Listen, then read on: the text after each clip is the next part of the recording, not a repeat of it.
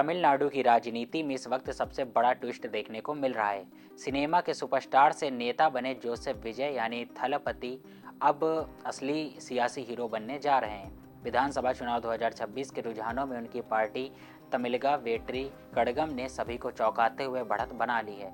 आंकड़ों के मुताबिक टीवी के करीब 104 सीटों पर आगे चल रही है, जबकि सत्तारूढ़ द्रविड़ मुनेत्र कड़गम 63 सीटों पर सिमटी दिख रही है। वहीं विपक्षी AIADMK भी 67 सीटों के साथ DMK से आगे निकल चुकी है। खुद विजय पेराम्बूर सीट से करीब 3000 वोटों से बढ़त बनाए हुए हैं, जो इस चुनाव को और भी दिलचस्प बना रहा है।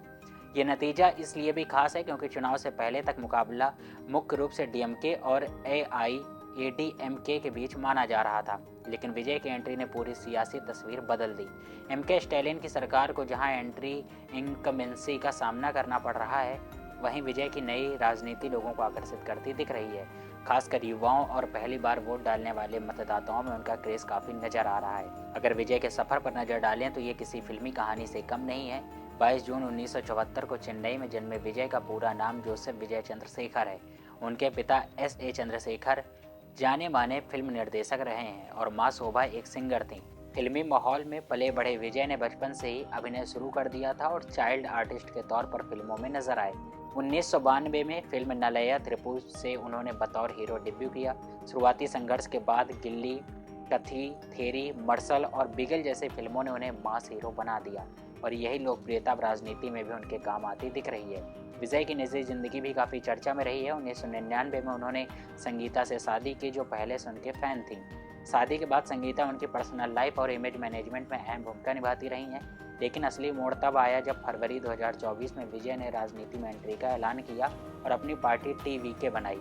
उन्होंने साफ कहा कि वो फिल्मों को छोड़कर पूरी तरह राजनीति और समाज सेवा पर फोकस करेंगे।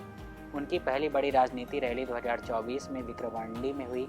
इस मंच से विजय ने परिवारवाद और भ्रष्टाचार पर सीधा हमला बोलते हुए खुद को एक वैकल्पिक नेता के तौर पर पेश किया। हालांकि राजनीति में आने से पहले उनके परिवार में भी विवाद सामने आया।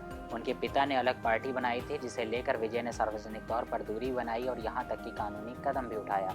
विजय की पार्टी की विचारधारा भी चर्चा में रही। वो द्रविड़ और तमिल राष्ट्रवाद को साथ लेकर चलने की बात करते हैं, साथ ही सामाजिक न्याय, महिला सशक्तिकरण और सेकुलरिज्म पर जोर देते हैं। उन्होंने 2 भाषा नीति तमिल और अंग्रेजी का समर्थन किया है और जातिगत जनगणना के पक्ष में भी खुलकर बात की है। हालांकि विजय के राजनीति सफर में विवाद भी जुड़े हैं। 2024 में करूर में उनकी पार्टी की रैली के दौरान भगदड़ में 39 लोगों की मौत हो गई थी, जिसने उनकी राजनीति पर सवाल खड़े कर दिए। लेकिन इसके बाद भी उन्होंने पीड़ित परिवारों को आर्थिक मदद देकर संवेदनाएं जताईं। अब सवाल यही है कि क्या थलपति की फिल्मी लोकप्रियता सियासत में भी जीत में बदल पाएगी। शुरुआती रुझान तो यही इशारा कर रहे हैं कि तमिलनाडु में इस बार राजनीति का स्क्रिप्ट पूरी तरह बदल सकता है।